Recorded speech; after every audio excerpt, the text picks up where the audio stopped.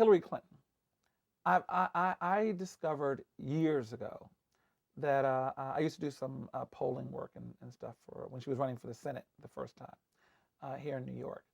And I remember talking to people who had organized some of these focus groups among white women. And that was the first time I had ever been exposed to this sort of, I'll call a bimodal distribution of white women when it comes to Hillary Clinton.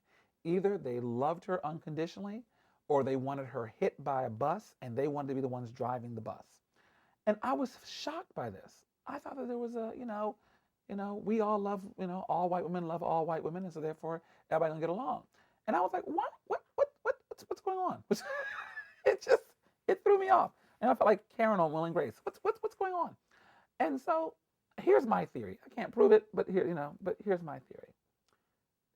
There's a tacit agreement, if you will, a prescriptive ethic, what ought to happen, then a descriptive ethic, what does happen. We're still talking about Hillary Clinton. The prescriptive ethic is if you're with a man and he cheats on you, you leave him. Period. That's it.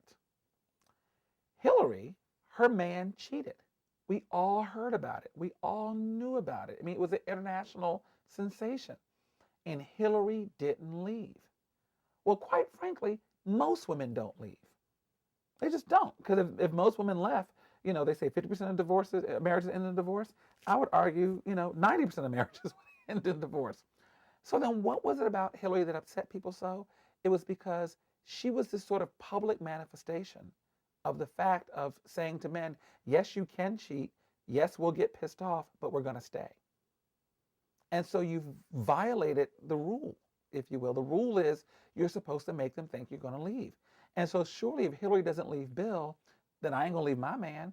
But now that he knows that, you've shown him my hand, if you will.